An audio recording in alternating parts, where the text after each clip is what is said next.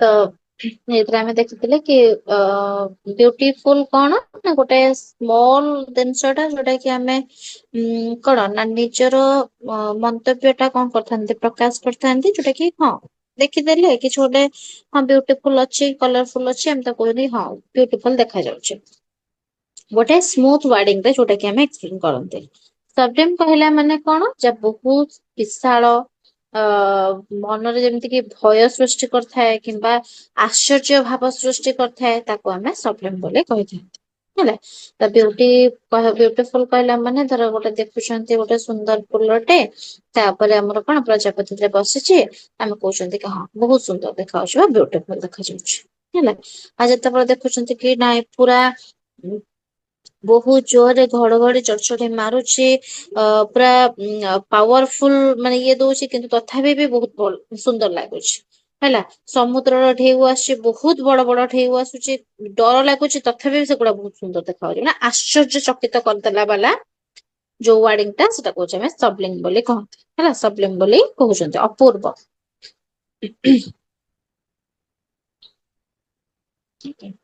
ତାପରେ ଦେଲା aesthetic dimensions of experiences କଣ ଦେଲା ନା ଫାର୍ଷ୍ଟ ଦେଇଛି କି practical and versus aesthetic ହେଲା। କଣ ପ୍ରାକ୍ଟିକାଲ କଣ ନା ଯଦି ଆମେ ଦେଖିଛି practical this trees has a lot of wood I can cut it to make a chair focus on use ହେଲା ଏଇଟା ଟିକେ କହିଥିଲି ବୋଧେ ମନେ ରଖିବ ପ୍ରାକ୍ଟିକାଲ ଥିଙ୍କିଂ କଣ ଯଦି ଆମେ ଭାବିବା କି କୌଣସି ପ୍ରକାର ପ୍ରାକ୍ଟିକାଲ ଜିନିଷ ହଁ ମତେ ଗଛକୁ ଦେଖା ଯାଉଛି ଗଛରୁ ମୁଁ କେତେ କାଠ ପାଇବି ଆଉ କଣ କରିବି ସେଟାକୁ ମୋ କାମ ଉପଯୋଗୀରେ କଣ ଆସିବ ମୁଁ କେମିତି ଗୋଟେ ଭଲ ଚେୟାର ଟା ତିଆରି କରିପାରିବି ଏଥିରେ ତ ସେଇ ଜିନିଷକୁ ଦେଖିକି ମତେ ଗଛ ଟା ସୁନ୍ଦର ଲାଗୁଛି ତ ପ୍ରାକ୍ଟିକାଲ ଥିଙ୍କିଙ୍ଗ ମୁଁ ଏଠି ରଖିଲି। ଏସ୍ଥେଟିକ ଥିଙ୍କିଂ କଣ ନାଇଁ ମତେ ବହୁତ ଗଛଟେ ସୁନ୍ଦର ଦେଖା ହାଉଛି ତାର ଯୋଉ ସୂର୍ଯ୍ୟ କିରଣ ସେ ସବୁ ପଡୁଛି ହେଲା ବହୁତ ଭଲ ଲାଗୁଛି ତାକୁ ଦେଖିକି ସେ ସବୁ ହଉଛି ଆମର କଣ ନା ହଉଛି ଏସ୍ଥେଟିକ ଥିଙ୍କିଂ ଯୋଉଟା କି ଫୋକସ ଅନ ବିୟୁଟି ଆଉ ହଉଛି ପ୍ରାକ୍ଟିକାଲ ଥିଙ୍କିଂ କଣ ନା ଯୋଉଟା କି ଫୋକସ ଅନ ୟୁଜ ହେଲା ଏଇଠି ଦେଇଛି ଏଇଟା ଆମର ଗଛକୁ ଦେଖୁଛି ତାକୁ ବି ସୁନ୍ଦର ଲାଗୁଛି କିନ୍ତୁ ସେ ପ୍ରାକ୍ଟିକାଲ ଥିଙ୍କ କରୁଛି କି ମୁଁ ଏଟାକୁ କାଟିଲା ପରେ ମତେ ଗୋଟେ ଭଲ ଚେୟାର ଟା ଏଠି ମୁଁ କଣ ନା ତିଆରି କରିପାରିବି ଏଇଟା ହେଲା ପ୍ରାକ୍ଟିକାଲ। ଏଠି ଯଦି ଡାଇମେନସନ ରେ ଦେଖିବେ କଣ ନା ସୁନ୍ଦର ଏସ୍ଥେଟିକ ଡାଇମେନସନ ବା ଏସ୍ଥେଟିକ ଥିଙ୍କିଂ ଯୋଉଟା କି ସେ କଣ ପୁରା ଏକ୍ସପିରିଏନ୍ସ ପୁରା କରୁଛି କି ବହୁତ ସୁନ୍ଦର ଦେଖା ହଉଛି ତାର କଣିକାରୁ କଣ ନା ଗୋଟେ ଗୋଟେ ଯେମିତି କି ଲାଇଟିଙ୍ଗ ପଡୁଛି ବହୁତ ବଢିଆ ଲାଗୁଛି ଗଛକୁ ଦେଖିକି ତାକୁ ପୁରା ସୁନ୍ଦର ଲାଗୁଛି ଆଉ ସୌନ୍ଦର୍ଯ୍ୟ ଅନୁଭବ ମଧ୍ୟ ସେ କରୁଛି ତ ସେଇଟା ହଉଛି ଏସ୍ଥେଟିକ ଡାଇମେନସନ। ତାପରେ କହିଛି ଏଲିଗାନ୍ସ ଏଲିଗାନ୍ସ କହିଲା ମାନେ ଆମେ କହନ୍ତିନି ବହୁତ ଏଲିଗାନ୍ସ ସେଟା ହେଇଛେ ଯୋଉଟା କି ଆମର ସିକ୍ସଟିନ୍ଥ ସେଭେଣ୍ଟିନ୍ଥ ସେଞ୍ଚୁରୀରୁ ଆମର ଏଲିଗାନ୍ସ ଶବ୍ଦଟି ଆମେ ବ୍ୟବହାର କରୁଛନ୍ତି ଭିଜୁଆଲ ଏସ୍ଥେଟିକ ପାଇଁ ମଧ୍ୟ ଆମେ କଣ ନା ବ୍ୟବହାର ଏଟା କରନ୍ତି ଭିଜୁଆଲ ଏସ୍ଥେଟିକ କହିଲା ମାନେ କଣ ବହୁତ ସାରା ଗୋଟେ ଯେମିତି କ୍ଲୋଥେସ ସବୁ ଦେଖୁଛନ୍ତି ବହୁତ ସୁନ୍ଦର ହେଇଛି ତ ଆମେ ତାକୁ କହନ୍ତି କଣ ଏଲିଗାନ୍ସ ଲୁକ୍ ତାଙ୍କର ହେଇଛି ହେଲା କି ଏଲିଗାଣ୍ଟ କାର ବୋଲି କହୁଛନ୍ତି ତ ବହୁତ ପ୍ରକାରର ଭିଜୁଆଲ ଏସ୍ଥେଟିକ ଯେତେକ ସବୁ ଦେଖିବା ପାଇଁ ସୌନ୍ଦର୍ଯ୍ୟ ବୋଧକତା ଯୋଉଗୁଡାକ ସବୁ ରହିଛି ତାକୁ ଆମେ ଏଲିଗାନ୍ସ ଇଏରେ ବ୍ୟବହାର କରୁଛନ୍ତି ହେଲା। ଯେମିତି ଏଠି ଗୋଟେ ଶାଢୀ ପିନ୍ଧିକି ପୁରା କ୍ଲାସିକ ଲୁକ୍ ନେଇଛନ୍ତି ତଥାପି ଆମେ କଣ କହୁଛନ୍ତି କି ନାଇଁ ବହୁତ ସୁନ୍ଦର ଦେଖା ଯାଉଛନ୍ତି ପୁରା ଏଲିଗାନ୍ସ ହେଲା। କ୍ଲିନ ଟେ କହିପାରିବା ଆଉ ତାର କ୍ୱାଲିଟି ବି ଦେଖିକି କହିପାରିବା।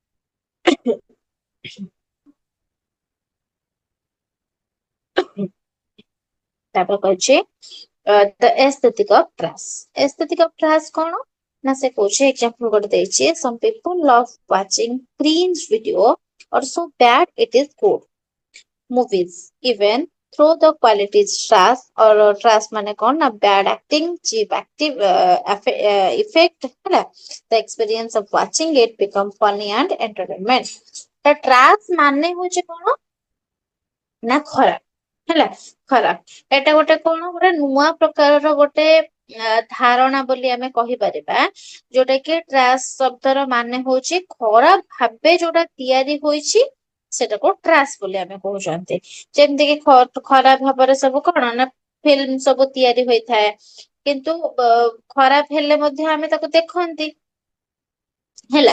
ଏଟା ଗୋଟେ ଆର୍ଟ, ଗୋଟେ ପ୍ରକାରର ଆର୍ଟ ହେଇକି ହିଁ ଏଟା ତିଆରି ହେଇଛି।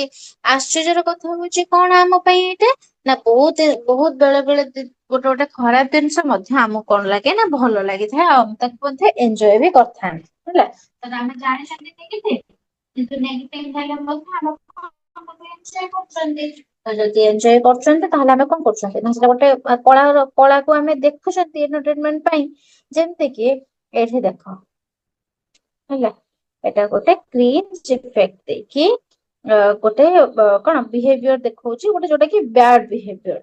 ଯୋଉଟା କି ଆମେ କଣ କରୁଛନ୍ତି ଯୋଉ ଆମେ ଏଣ୍ଟରଟେନମେଣ୍ଟ କରୁଛନ୍ତି ଗୋଟେ କମେଡି ଉପରେ ହେଲା ଫୋକସ ଅନ ସିନସିଅରିଟି ଇନ ଫେଲିୟର। ତ ଆମେ କଣ ନା ହଉଛି ତାକୁ ଦେଖିକି ଆମେ ଏଞ୍ଜୟ କରୁଛନ୍ତି।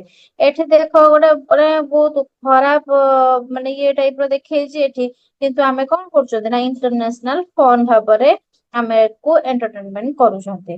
ତ ସେଥିପାଇଁ ବହୁତ ଜିନିଷ ଏମିତି ଗୋଟେ ଗୋଟେ ଥାଏ ଯୋଉଟା କି ଆସ୍ଥେଟିକ ଟ୍ରାସ୍ ବୋଲି କୁହାଯାଏ ଯୋଉଟା କି ତ୍ରୁଟିପୂର୍ଣ୍ଣ ବା ଆମେ କହିପାରିବା ନିମ୍ନ ମାନର କଳା ବୋଲି ଆମେ କହିପାରିବା। କିନ୍ତୁ ତଥାପି ବି ସେଗୁଡାକ ଆମ ପାଇଁ କଣ ନା ହଉଛି ଆମେ ତାକୁ ଦେଖନ୍ତି ବା ସୌନ୍ଦର୍ଯ୍ୟ ଅନୁଭବକୁ କର। ଆଚ୍ଛା ମତେ ଗୋଟେ କଥା କହିଲ ଭଏସ ଆସୁଛି ତ କ୍ଲିୟର ନା କିଛି ଲ୍ୟାଗ ହଉଛି? କ୍ଲିୟର ଅଛି ନାଇଁ ମଝିରେ ମଝିରେ କଟ ହଉଛି। କ୍ଲିୟର ଅଛି।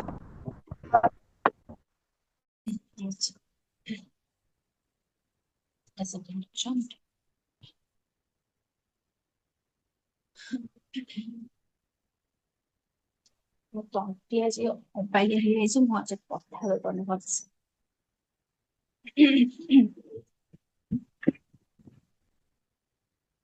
ଓକେ। ତାପରେ ଅଛି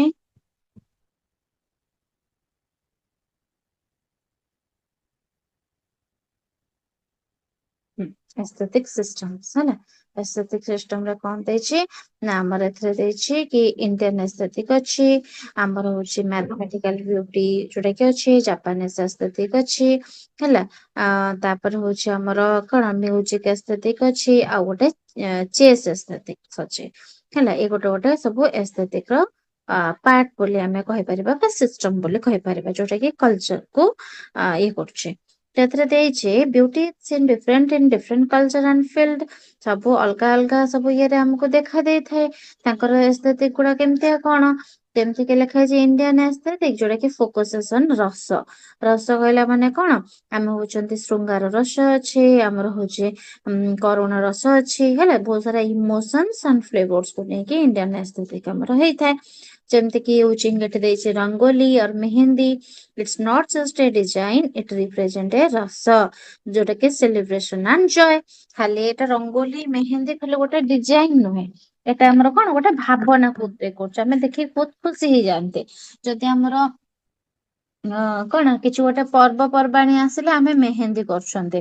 ଏଟା ଗୋଟେ ଭାବନା ହେଲା ଗୋଟେ କଲଚର କୁ ରିପ୍ରେଜେଣ୍ଟ କରଉଛି ସେଲିବ୍ରେସନ କରୁଛନ୍ତି ଯେତେବେଳେ ଆମେ କିଛି ଗୋଟେ ରଙ୍ଗୋଲି ଆଙ୍କୁଛନ୍ତି କିଛି ଗୋଟେ ଇଏ ପାଇଁ ତ ସେଗୁଡାକ ଆମର ହଉଛନ୍ତି କଣ ନା ଗୋଟେ ଗୋଟେ ଏସ୍ଥେଟିକ୍ ଅଫ ଫିଲିଙ୍ଗସ ହେଲା।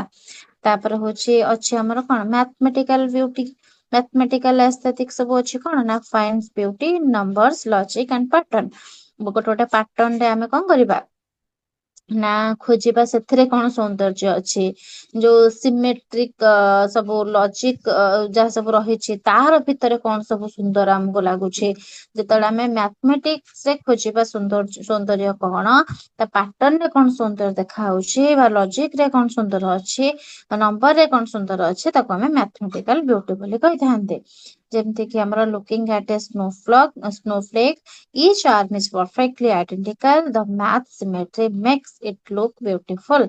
ବହୁତ ସାରା ଜିନିଷ ଦେଖିବା ଯେତେବେଳେ ମ୍ୟାଥ ରେ ସ୍ନୋଫ୍ଲେକ୍ ଆମେ ଦେଖିଥାନ୍ତି ସେଥିରେ ପରଫେକ୍ଟଲି କଣ ହେଇଥାଏ ନା ଆଇଡେଣ୍ଟି କାଲି ଆମକୁ ଦେଖା ଦେଇଥାଏ। ତାର ସିମେଟ୍ରି ଥାଏ ବହୁତ ସୁନ୍ଦର ଦେଖା ଦେଇଥାଏ ତାକୁ ଆମେ ମ୍ୟାଥମେଟିକାଲ ବିୟୁଟି ବୋଲି ଆମେ କହିଥାନ୍ତି। ସେମିତି ଆମର କଣ ଜାପାନିଜ ଏସ୍ଥେଟିକ ବି ଅଛି ଯୋଉଟା କି ଫାଇଣ୍ଡ କହିଛି କଣ ଫୋକସେସ ଅନ ସିମ୍ପଲିସିଟି ଆଣ୍ଡ ନେଚର। ଯୋଉଟା କି ସିମ୍ପଲିସିଟି ଆଣ୍ଡ ନେଚର କୁ ସେ କଣ କରିଥାନ୍ତି ପ୍ରକୃତିକୁ ତାଙ୍କର ସରଳତାକୁ ସୌନ୍ଦର୍ଯ୍ୟ ଭାବରେ ଇମ୍ପୋର୍ଟାଣ୍ଟ ଦେଇଥାନ୍ତି। କିଏ ସେ ନା ଜାପାନିଜ ଆସ୍ଥେଟିକ୍। ଯେମିତି କି ଲେଖିଛି ଏଠି ଦ କନସେପ୍ଟ ଅଫ କିନସୁଙ୍ଗି fixed spoken pottery with gold. This belief the scar or crack make the object more beautiful. ତାଙ୍କର ଏମିତି ବି ଅଛି ଯେମିତି ଗୋଟେ ଖଣ୍ଡେ ଯଦି ଗୋଟେ ଜିନିଷରୁ ଭାଙ୍ଗିଯାଏ ସେମାନେ କଣ କରନ୍ତି ନା ଗୋଲ୍ଡ ର ତା ଇଏ ଦେଇକି ଝାଳ ଦେଇକି ସେମାନେ ତାକୁ ଏମିତି ଭାଗରେ ବଢିଆ ସେ ବନେଇଛନ୍ତି କି ଫିକ୍ସ କରିଦିଅନ୍ତି ଯେ ତାଙ୍କର ସେଟା ବି ବହୁତ ସୁନ୍ଦର ଦେଖାଯାଏ। ହେଲା, ଏଟାକୁ ଜାପାନିଜ ଆସ୍ଥେଟିକ୍ ବୋଲି ଆମେ କହିବା। ସେମିତି ମ୍ୟୁଜିକ ଏସ୍ଥେଟିକ୍ ବି ଅଛି। ମ୍ୟୁଜିକ ଏସ୍ଥେଟିକ୍ କହିଲା ମାନେ କଣ କହିଛି ନା music aesthetic is the study of how sound create meaning and emotion. It focuses on the feeling of music evokes rather than just the technical notes। ତ ଆମେ ଖାଲି କଣ ଗୀତ ଯେତେବେଳେ ଶୁଣୁଛନ୍ତି ଆମେ ଗୋଟେ ହଁ ଭଲ ଲାଗିଲା, ସ୍ୱର ଭଲ ଅଛି ଆଉ ତାଳ ଭଲ ଅଛି, ଆମକୁ ବହୁତ ମିନିଂ ଗୁଡାକ ବି ଆମେ ବୁଝିପାରୁଛନ୍ତି, ତ ଆମକୁ ସୁନ୍ଦର ଲାଗୁଛି ଗୀତଟେ। କିନ୍ତୁ ଆମେ ଯଦି ତା ଭିତରକୁ ଯିବା, ଏଠି ହାଇ ନୋଟ ହେଇଗଲା, ଏଠି ଲୋ ଟିକେ ହେଇଗଲା, ପିଚ୍ ବହୁତ ବଢିଆ ଅଛି, ହେଲା, ତାର ଟିମ୍ବର ଟା ବହୁତ ଭଲ ଅଛି, ହେଲା, ତ ତାର କଣ ହଉଛି ଯେମିତିକି ଆମେ କହନ୍ତି ସୁର, ଲୟ, ତାଳ, ତାର ମୁଖଡା କଣ ଅଛି, ତାର ଅନ୍ତରା କଣ ଅଛି, ଅନ୍ତରା ଟା ଏମିତି ହାଇ ନୋଟ ହେଇଥାନ୍ତା, ଏଠି ଲୋ ହେଇଥାନ୍ତା, ପିଚ୍ ଟା ଏଠି ଟିକେ ଖସିଗଲା, ଏମିତି କରିକି ସବୁ କଣ ଆମକୁ କମେଣ୍ଟ କରନ୍ତି।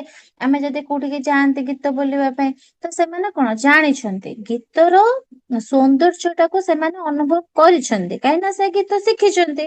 ତ ସେଇ ଜିନିଷ ଟା ସେଇ ଫିଲିଙ୍ଗ ଟା ସେଇ ଗୀତଟା ତାର ଅନୁଭବ ଟା ସେଇମାନେ ହିଁ ବୁଝିପାରିବେ ଯୋଉମାନେ କି ତା ବିଷୟରେ ବହୁତ ସାରା ଜ୍ଞାତ, ମାନେ ଜାଣିଛନ୍ତି ଯୋଉ କଥା।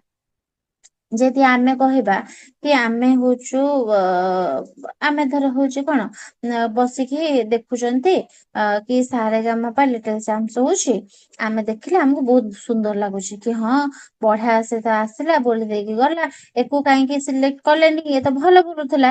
କିନ୍ତୁ ସେମାନେ ଜାଣିଛନ୍ତି ନା କୋଉଠି ଟିକେ କମିଗଲା, କୋଉଠି କୋଉଟା ଟିକେ ଅଧିକ ହେଇ ପାରିଥାନ୍ତା, ସେମାନେ ସବୁ ଜାଣିଛନ୍ତି। ମାନେ ଭାବ ସେମାନଙ୍କୁ ଯଦି ଜଣଙ୍କୁ ସିଲେକ୍ଟ କରିବା ପାଇଁ ହେଇଥାଏ ସେଇ ଭଳିଆ ଟାଇପ ର ଲୋକ ମାନେ ପିଲାମାନେ ସବୁ ଯାଇଥାନ୍ତି ସେତିକି ଲେବୁଲ ଯାଏ, ତଥାପି ସେଠି 5 ଜଣଙ୍କ ଭିତରେ କି 10 ଜଣଙ୍କ ଭିତରେ ସେମାନଙ୍କୁ ଜଣଙ୍କୁ ଚୁଜ କରିବା ପାଇଁ ପଡେ। କାହିଁକି ସେମାନେ ଜାଣିଛନ୍ତି କି ହଁ ଏଇଟା ସେମାନଙ୍କ ଠାରୁ ଅଧିକ ଅଛି, ପୁରା 19-20 ର ଫରକରେ ବି ସେମାନେ ଚୁଜ କରିଥାନ୍ତି, ହେଲା। ହଁ ତ ଏଇଟା ତ ଇମୋସନାଲ ରିଜୋନାନ୍ସ କଣ ନା why a certain combination of minor chords makes us feel sad or nostalgic while a major key feels like sunlight।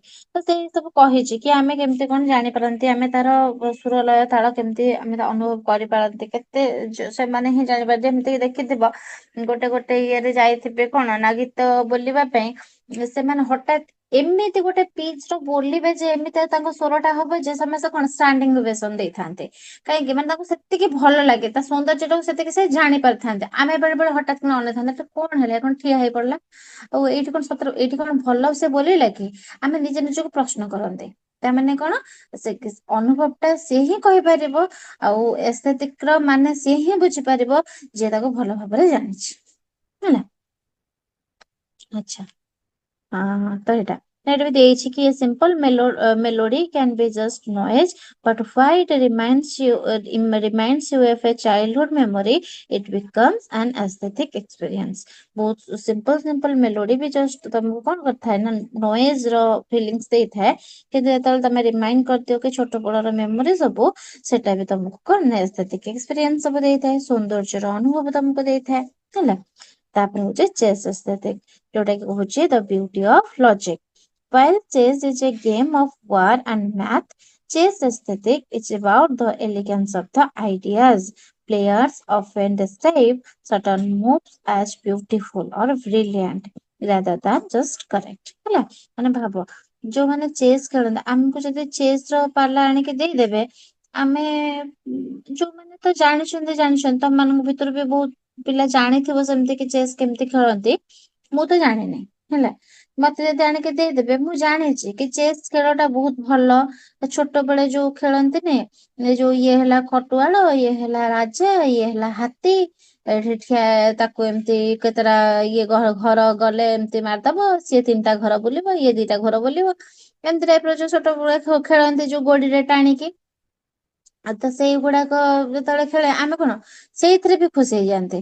ତ ଚେସ୍ ତ ଛାଡ, ଚେସ୍ ତ ବହୁତ ମାନେ କଣ ବ୍ରିଲିଆଣ୍ଟ ଗେମ୍ ଗୋଟେ ହେଲା। କୁଇନ କୁ ପାଇବା ପାଇଁ ହେଲେ ଏଇଟା କରିବା ପାଇଁ ପଡିବ, ଏଇଟା ସାକ୍ରିଫାଇସ କରିବା ପାଇଁ ପଡିବ, ଏଠି ଏଇଟା ନବା ପାଇଁ ପଡିବ, ଏମିତି ସାରା ବହୁତ ସାରା ଜିନିଷ ଥାଏ। ତ ସେଇ ଜିନିଷକୁ ଯଦି ଆମେ ବୁଝିଥିବା, ଜାଣିଥିବା, ତାର ସୌନ୍ଦର୍ଯ୍ୟ ଟାକୁ ଯଦି ଆମେ ବୁଝିଥିବା, ଆମକୁ ତା ଦେହରେ ଖେଳରେ ମଜା ପଳେଇ ଆସିବ। ଯଦି ଆମେ ଶିଖିନଥିବା ଆମକୁ ଡାକିବା ଆମେ କିଛି ଜାଣି ହିଁ ପାରିବାନି। ତ ସେଟା ଯିଏ ଜାଣିଛନ୍ତି ତାଙ୍କ ପାଇଁ ହଉଛି କଣ ଚେସ୍ ଏସ୍ଥେଟିକ୍, ମାନେ ସେ ହିଁ ବୁଝିଛନ୍ତି ତାର ସୌନ୍ଦର୍ଯ୍ୟ ଟାକୁ, ସିଏ ହିଁ ବୁଝିଛନ୍ତି। ବୁଝିପାରିଲ? ଆଚ୍ଛା, ତମମାନଙ୍କ ଭିତରୁ କାହାକୁ ଚେସ୍ ଖେଳି ଆସେ? ହୁଁ, କାହାକୁ ଆସେ ସବୁ ଚେସ୍ ଖେଳ? ଆସିଛି କିନ୍ତୁ ଅଳ୍ପ। ଅଳ୍ପ ଅଳ୍ପ ଆସେ? ଯାହା ହଉ, ଅଳ୍ପ ଅଳ୍ପ ତ ଶିଖିଛ, ମୁଁ ସେଟା ବି ଶିଖିନି। ନା ମୁଁ ଶିଖିଛି କିନ୍ତୁ ଏମିତି ନର୍ମାଲ ଭାଇ ହେରିକାଙ୍କୁ। ଆଚ୍ଛା, ହଁ, ଏଇଠି ଦେଖ, ଯୋଉଟା କି ଇଣ୍ଡିଆନ ଏସ୍ଥେଟିକ୍ କହିଲା ଆମକୁ କଣ ରଙ୍ଗୋଲି ପକେଇବା, ମେହେନ୍ଦୀ କରିବା। ଏଟା କେତେ ସୁନ୍ଦର ରଙ୍ଗୋଲି ହେଇଛି, ଏ ରଙ୍ଗୋଲିକୁ ଦେଖିକି ଆମେ କହିପାରିବା କି ଏଇଟା ହଉଛି ଇଣ୍ଡିଆନ ଏସ୍ଥେଟିକ୍। ଯୋଉଟା କି ଯୋଉମାନେ ରଙ୍ଗୋଲି ପକାନ୍ତି, କୋଉ କଲର ଟା କୋଉ କଲର ସହିତ କମ୍ବିନେସନ ହେଲେ ଭଲ ଲାଗିବ ସେମାନେ ଭଲସେ ଜାଣିଛନ୍ତି। ତ ସେଇଟାକୁ ଦେଖିଦେଲେ ସେମାନେ କୁହନ୍ତି ୱାଓ ବହୁତ ସୁନ୍ଦର ହେଇଛି। ତ କଲର କମ୍ବିନେସନ ଯିଏ ପକେଇଛି ବହୁତ ହି ବଢିଆ ପକେଇଛି, ଏମିତି କରିକି ଆମେ କଣ କହିଥାନ୍ତି। ଇଣ୍ଡିଆନ ଏସ୍ଥେଟିକ୍ ରେ କଣ ରସ ସବୁ ଥାଏ, ଇମୋସନ ସବୁ ଥାଏ, ଯେମିତି କି ଆମର ହଉଛି କଣ ଯେତେବେଳେ ଆମର ହଉଛି ନୃତ୍ୟ କରିଥାନ୍ତି ସମତେ, କ୍ଲାସିକାଲ ଡ୍ୟାନ୍ସ କରିଥାନ୍ତି, ସେତେବେଳେ କୋଉଠି ଶୃଙ୍ଗାର ରସ ହବ, କୋଉଠି କାରୁଣ୍ୟ ରସ, କରୁଣା ରସ ହବ, ସେଗୁଡାକ ସେମାନେ ସବୁ ଜାଣିଛନ୍ତି। ସେଟା ମଧ୍ୟ ଗୋଟେ ଏସ୍ଥେଟିକ୍, ବହୁତ ସୁନ୍ଦର ଲାଗେ ହେଲା। ମ୍ୟାଥମେଟିକାଲ ଏସ୍ଥେଟିକ୍, ଯେମିତି କୋଉଠି ସିମେଟ୍ରି ହବ, କୋଉଠି ଆମର ଜଏଣ୍ଟ ହେଇଛି, କୋଉଠି କଣ ହେଇଛି, ଏଗୁଡାକ ତାଙ୍କୁ ବି ସୁନ୍ଦର ଲାଗେ ଏଗୁଡା ଦେଖିକି। ଆଉ ଯୋଉଟା କି ଜାପାନିଜ ଏସ୍ଥେଟିକ୍, ଯୋଉଟା କି ସୁନାର କଲରିଂ ରେ ସେମାନେ ଏମିତି ଚିପକେଇ ଦେଇଥାନ୍ତି ଗୋଟେ ଭଙ୍ଗା ଜିନିଷଟାକୁ, ସେଟା ବି ମଧ୍ୟ ଗୋଟେ ହଉଛି କଣ ନା ହଉଛି ଅଲଗା ଟାଇପ ର ଲୁକ୍ ଦିଏ, ସେଟା ବି ଗୋଟେ ସୁନ୍ଦର ଲାଗେ। ତ ଏଇଟା ଗୋଟେ ଅଲଗା ଟାଇପ ର ଜାପାନିଜ ଏସ୍ଥେଟିକ୍। ଯେମିତି କି ମୁଁ କହିଲି କଣ ନା ଗୋଟେ ଚେସ୍ ର ଏସ୍ଥେଟିକ୍ ବୋଲି କହିଲି। ଚେସ୍ ଖେଳ ହଉଛି ଦେଖ ଏଠି ଏମତି, ଚେସ୍ ର ଯିଏ ମାନେ ଜାଣିଛି କୋଉଠି କଣ ଖେଳାଯାଏ, ହିଡେନ ଟ୍ରୁଥ ଗୁଡା ଯୋଉଗୁଡା ଜାଣିଛନ୍ତି ଯୋଉମାନେ, ସେମାନଙ୍କୁ ଏଇଟା ବି ବ୍ୟୁଟିଫୁଲ ଲାଗେ ହେଲା। ଆଉ ଗୀତର କମ୍ପୋଜିସନ ହଉଛି ଆମର କଣ, ଯିଏ କୋଉଠି ଜାଣିଛି କୋଉଠି ସାଉଣ୍ଡ ଏଠି ଛୋଟ ହେଇଥାନ୍ତା, ଏଇଠି ଟିକେ ହାଇ ନୋଟ ହେଇଥାନ୍ତା, ଏଠି ଟିକେ ଲୋ ହେଇଥାନ୍ତା, ମୁଖଡା ଟା ଟିକେ ଉପରକୁ ଉଠିଥାନ୍ତା, କୋଉଟା ତଳକୁ ଖସିଥାନ୍ତା, ତ ସେ ସବୁ ତମେ ଜାଣିଛନ୍ତି। ତ ସେ ସବୁ ତାଙ୍କୁ ବହୁତ ଭଲ ଲାଗେ। ଆଉ ଚାଇଲ୍ଡହୁଡ ଏକ୍ସପିରିଏନ୍ସ ସବୁ ମନେ ପକେଇ ଦିଏ ଯୋଉ ଗୀତ ଦ୍ଵାରା। ତ ସେଗୁଡାକ ମଧ୍ୟ ଗୋଟେ ଏସ୍ଥେଟିକ୍ ରେ ହିଁ ଆମର ଯିବ ହେଲା। ଏସବୁଗୁଡା ଆମେ ଦେଖିଲେ, ଏବେ ଏଇଠୁ ଆମେ ଦେଖିବା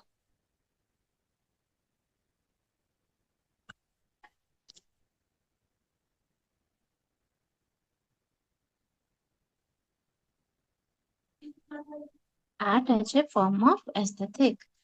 କଣ art as a form of aesthetic ଦେଖିବା। ୟା ମାନେ କଣ ଆମର ଦେଇଛି?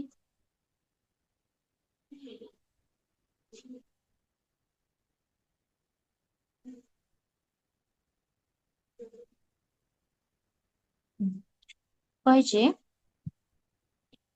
art as a form of aesthetic, ମାନେ କଣ ନା aesthetic is branch of philosophy that examine the nature of art and our experience of it।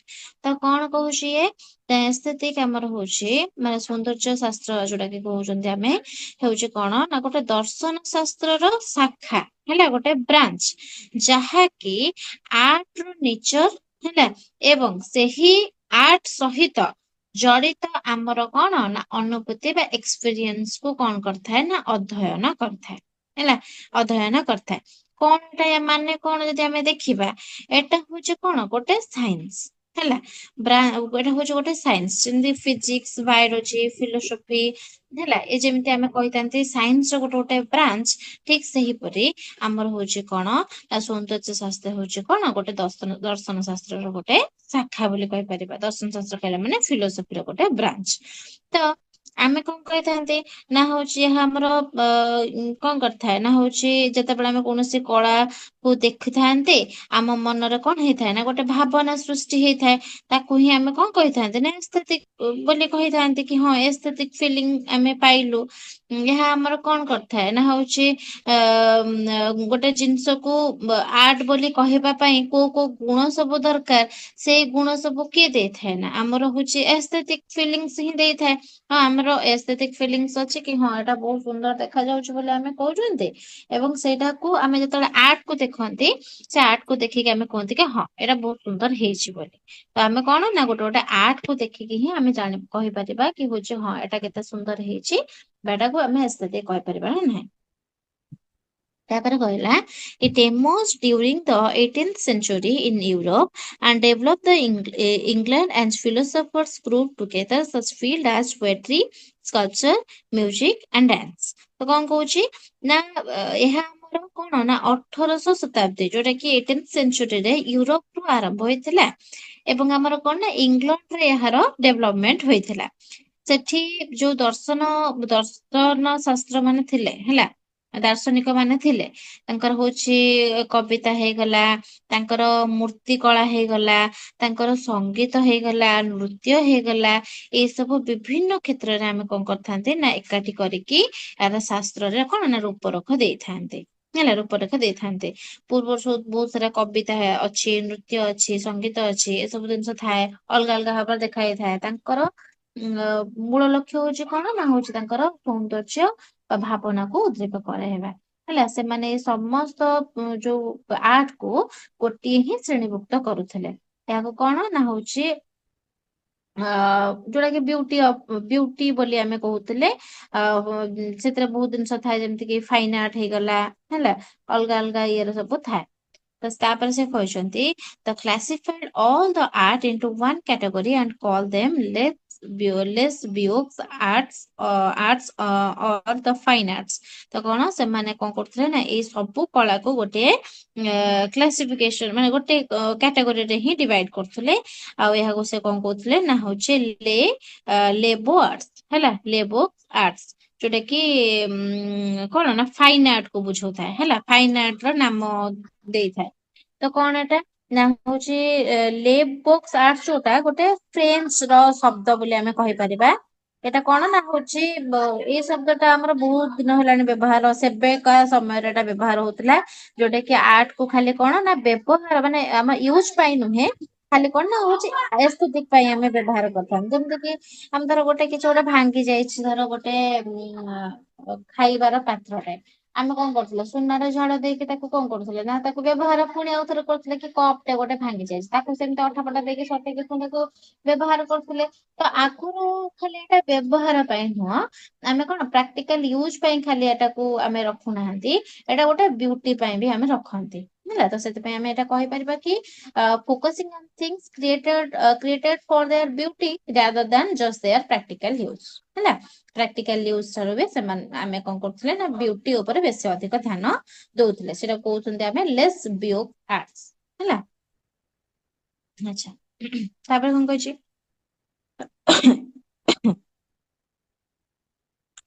an aesthetic experience could include a mixture of feelings such as pleasure, rage, grief, suffering, and joy।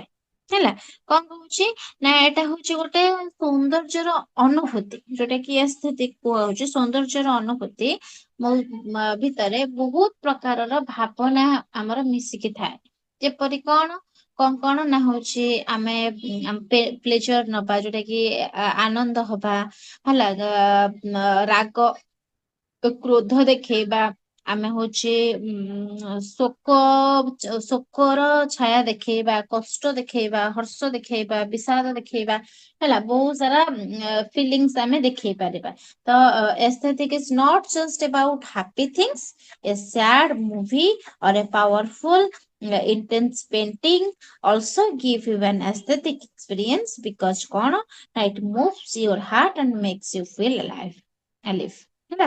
ତ ସୌନ୍ଦର୍ଯ୍ୟ କହିଲା ମାନେ ଖାଲି ନୁହେଁ କି ଖାଲି ଆମେ happy ହିଁ ଫିଲ୍ କରିବା ଏଟା ହଉଛି ଆମର କଣ ଦୁଃଖର ଗୋଟେ ମୁଭିଟେ ଆମେ ଦେଖିଲେ ଆମକୁ ସେଟା କଣ କରିଥାଏ ନା ଦୁଃଖର ଫିଲିଂ ଦେଇଥାଏ। ସେଟା ବି ଗୋଟେ ଏସ୍ଥେଟିକ ହେଇପାରିବ, କାହିଁକିନା ଗୋଟେ ସିଏ ସିନା ସେତିକି ଭଲ ଭାବରେ ଆକ୍ଟ କରିଛି ବୋଲି ଆମେ ସେ ଦୁଃଖ ଆକ୍ଟିଂ ଟାକୁ ଦେଖିକି କାନ୍ଦି ପକେଇଲେ ହେଲା। ତ ସେଥିପାଇଁ ତାଙ୍କ ଆର୍ଟ ଟା ଖାଲି ଯେ ଆମକୁ ହାପି କରେଇବ ମାନେ ଏସ୍ଥେଟିକ ଫିଲିଂସ ତାହା ନୁହେଁ।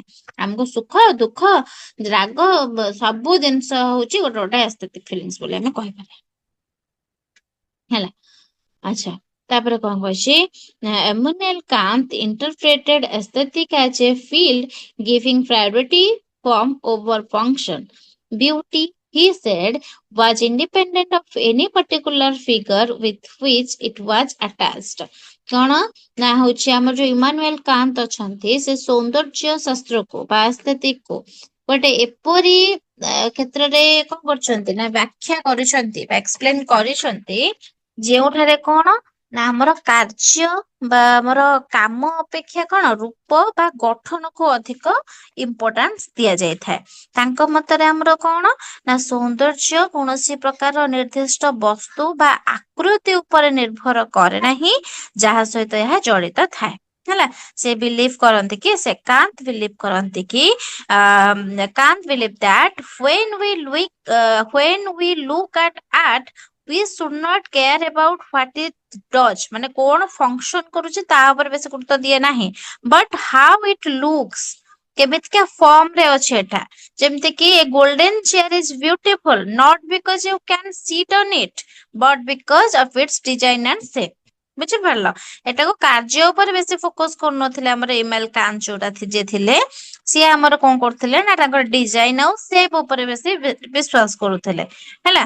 ତ କଣ ନା ଗୋଲ୍ଡେନ ଚେୟାର ଟାକୁ ଦେଖିବା ପାଇଁ ସୁନ୍ଦର ଅଛି, ଗୋଲ୍ଡ ର ଅଛି, ଆମେ ସେଥିରେ ବସିବା ବୋଲି ସୁନ୍ଦର ନୁହେଁ, ସେ ଦେଖିବା ପାଇଁ ବହୁତ ସୁନ୍ଦର ଅଛି। ଆମେ ଏଇ କଥାଟା କହିପାରିବା ହେଲା।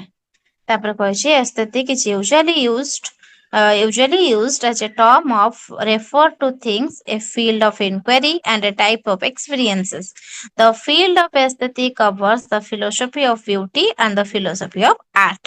ତ କଣ ନା ଆମର ଯୋଉ ସୌନ୍ଦର୍ଯ୍ୟ ଶାସ୍ତ୍ର ଅଛି ବା aesthetic ଅଛି ସେ ଶବ୍ଦଟି ଆମର କଣ ସାଧାରଣତଃ ଦୁଇଟି ଜିନିଷକୁ ବୁଝାଇବା ପାଇଁ ହିଁ ବ୍ୟବହାର କରାଯାଇଥାଏ ବା ୟୁଜ କରାଯାଇଥାଏ। ଗୋଟେ ହଉଛି କଣ ନା ଅନୁସନ୍ଧାନ କ୍ଷେତ୍ର ଆଉ ଗୋଟେ ହଉଛି ପ୍ରକାରର ଅନୁଭୂତି। କଣ ନା ଗୋଟେ ହଉଛି ସବଜେକ୍ଟ ଆଉ ଗୋଟେ ଫିଲିଙ୍ଗସ, ଯୋଉଟା କି aesthetic କଣ ନା ହଉଛି ଦିଟା ଉପରେ, ଯୋଉଟା କି aesthetic is both a subject you study, inquiry and feelings you have experience when you see something artistic। ଯୋଉଟାକୁ ଆମେ ଦେଖୁଛ, ଆମେ ଯାହା ଦେଖୁଛନ୍ତି ହେଲା ସେ ବିଷୟକୁ ମଧ୍ୟ ଆମେ ବୁଝିକି ବି ତାକୁ ଆମେ aesthetic ବୋଲି କହିଥାନ୍ତି। ଏବଂ ଆମେ କଣ ନା ସେ କିପରି କରିଛି ତାର ଫିଲିଙ୍ଗସ ଟାକୁ ବି ଆମେ ବୁଝିଥାନ୍ତେ, ଏକ୍ସପିରିଏନ୍ସ ଟାକୁ ବି ଆମେ ବୁଝିଥାନ୍ତେ, ବୁଝିକି ମଧ୍ୟ ଆମେ କଣ କହିଥାନ୍ତି ନା aesthetic ବୋଲି କହିଥାନ୍ତି। ତ ଏ ସବୁ ଯାକ ଯେତିକି ଆମେ ପଢେଇଲେ ଏ ସବୁ ଯାକ ନା art is a form of aesthetic। Art ଟା କେମିତି aesthetic ହେଇପାରୁଛି, ଗୋଟେ କଳା କେମିତି aesthetic ହେଇପାରୁଛି, ଯଦି ଭଲ ଭାବରେ ସେଟା ବନା ଯାଇଥିବ ତାହେଲେ ତାକୁ ଆମେ କଣ aesthetic ବୋଲି କହୁଛନ୍ତି। ସେଟା ରାଗ ହେଇପାରିବ, ରୋଷା ହେଇପାରିବ, ଭଲ ହାପି ଫିଲିଙ୍ଗସ ବି ଦେଇପାରିବ। ତ ଆମକୁ ଦେଖିବାର ଅଛି କି ଆର୍ଟ ର ଫର୍ମ ଟା କେମିତି ଆଉ ସେଟା ଆମର aesthetic କି ନାହିଁ, କେମିତି aesthetic ଫିଲିଙ୍ଗ ଦଉଛି, ସେଗୁଡାକ ଜିନିଷ ଭିତରେ ଏଟା ଆମେ ପଢିଲେ ହେଲା। ଆଚ୍ଛା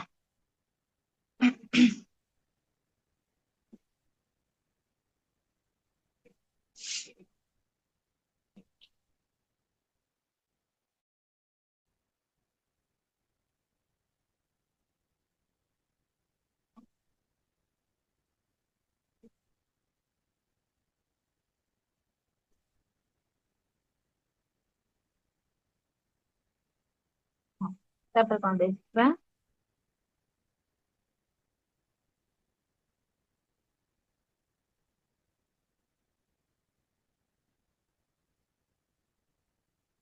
ଇଣ୍ଡିଆନ ଆର୍ଟ ଆଣ୍ଡ ପ୍ରିନ୍ସିପଲ ହେଲା। ଇଣ୍ଡିଆନ ଆର୍ଟ ଆଣ୍ଡ ରସ ପ୍ରିନ୍ସିପଲ୍ସ କଣ ଦେଇଛି ଏଥିରେ ନା କହିଛି କି Indian art consist of variety of art forms including classic art, visual art and textile art ହେଲା। ତ ଇଣ୍ଡିଆନ ଆର୍ଟ କଣ ନା ହଉଛି ଆମର ବହୁତ ସାରା ଫର୍ମ ରେ ରହିଛି। ଇନକ୍ଲୁଡ ଆମକୁ କଣ କରୁଛି ଲେଖିଛି ଭାରତୀୟ ଯୋଉ କଳା ଇଣ୍ଡିଆନ ଆର୍ଟ ଯୋଉ ରହିଛି ବହୁତ ପ୍ରକାରର ରହିଛି। ଯୋଉଟା କି ଆମର ପ୍ଲାଷ୍ଟିକ ଆର୍ଟ, ଭିଜୁଆଲ ଆର୍ଟ, ଆଉ ଗୋଟେ ହଉଛି ଟେକ୍ସଟାଇଲ ଆର୍ଟ, ଏ ସବୁକୁ କଣ ନା ସ୍ଥାନିତ କରିଛି ତା ଭିତରେ ହେଲା।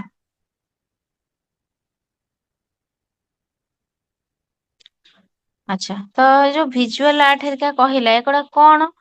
ଯଦି ତମେ ଭିଜୁଆଲ ଆର୍ଟ କହିବ, ଭିଜୁଆଲ ଆର୍ଟ କଣ କହିବ? କୋଉଟା?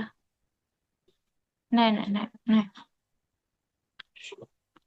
ସେଟା ରଖିଦିଅ, ସେଟା ରଖିଦିଅ। ହେଲା। ହଁ। ତ କଣ ଭିଜୁଆଲ ଆର୍ଟ ଯୋଉ କହିଛି ଆମର including plastic art, visual art ଆଉ ଟେକ୍ସଟାଇଲ ଆର୍ଟ। ଏଇଟା ଯଦି ଆମେ କହିବା ତାହଲେ ପ୍ଲାଷ୍ଟିକ ଆର୍ଟ କଣ? ନା ପ୍ଲାଷ୍ଟିକ ଆର୍ଟ ହଉଛି ଯେମିତି କିି କଣ ଗୋଟେ ପଦାର୍ଥକୁ ବୁଝାଏ ଯୋଉଟା କି ଆମେ ଯୋଉ ମାଟି, ପଥର ହେଲା ଏସବୁକୁ ନେଇକି କରିଥାନ୍ତି। ଯୋଉ କ୍ଲେ, ଷ୍ଟୋନ, ମେଟାଲ ଏ ସବୁକୁ ନେଇକି ଆମେ ଯୋଉ ସେପ ଦେଇଥାନ୍ତେ ତାକୁ ଆମେ ପ୍ଲାଷ୍ଟିକ ଆର୍ଟ ବୋଲି ଆମେ କହିଥାନ୍ତେ। ହେଲା। ଆଉ ହଉଛି କଣ ନା ଭିଜୁଆଲ ଆର୍ଟ କଣ ଯୋଉଟା କି ମାନେ ଆମ ଆଖି ଦ୍ଵାରା ଯୋଉଟା ଦେଖିଥାନ୍ତେ। These are art that we primarily appreciate through our eyes. ସେଟାକୁ ଆମେ କରିଥାନ୍ତେ ଭିଜୁଆଲ ଆର୍ଟ ହେଲା। ଯୋଉଟାକୁ ଆମେ ଆଖିରେ ଦେଖନ୍ତେ ଯେମିତି କିି ପେଣ୍ଟିଂ ହେଇଗଲା, ଫଟୋଗ୍ରାଫି ହେଇଗଲା, ଆର୍କିଟେକ୍ଚର ହେଇଗଲା, ଏସବୁ ଆମର ଭିଜୁଆଲ ଆର୍ଟ ରେ ଯିବ।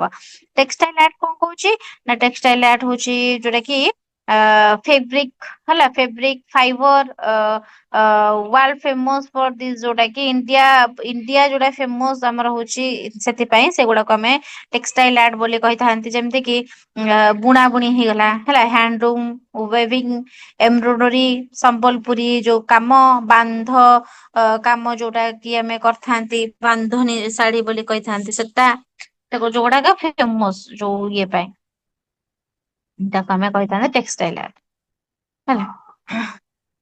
ତାପରେ କହିଛି the origin of Indian art can be tracked to prehistoric hominid settlement in the third millennium BC।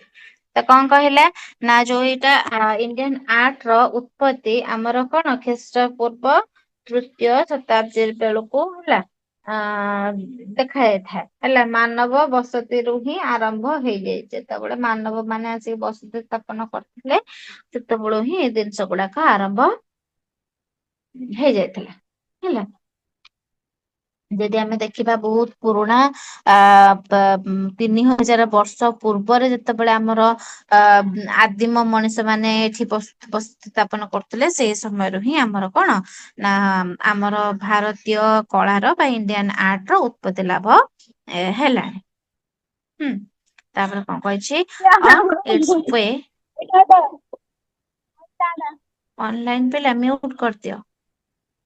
On its way to modern times, Indian art has had culture influences as well as religious influences such as Hinduism, Buddhism, Jainism and Islam। ତ କଣ କହିଛି ନା ସେ କହିବା କଥା କି ଆଧୁନିକ ସମୟରେ ଆଧୁନିକ ମଡର୍ଣ ଟାଇମ୍ସ ରେ ହେଲା କଣ ନା ଯେତେବେଳେ ପହଞ୍ଚିବା ବେଳକୁ ମାନେ ପହଞ୍ଚିବା ଯୋଉ ଟାଇମ ପିରିୟଡ ଭିତରେ ଆମର କଣ ନା ଇଣ୍ଡିଆନ ଆର୍ଟ ଉପରେ ବହୁତ ପ୍ରକାରର କଣ ନା ସାଂସ୍କୃତିକ ପ୍ରଭାବ ପଡିଥିଲା। ଯେମିତି କିି ଆମେ କହିପାରିବା ହିନ୍ଦୁ, ବୌଦ୍ଧ, ଜୈନ, ଇସଲାମ ଏମାନଙ୍କ ଭଳି ବହୁତ ସାରା କଣ ଧର୍ମ ଗୁଡିକ ଥିଲା।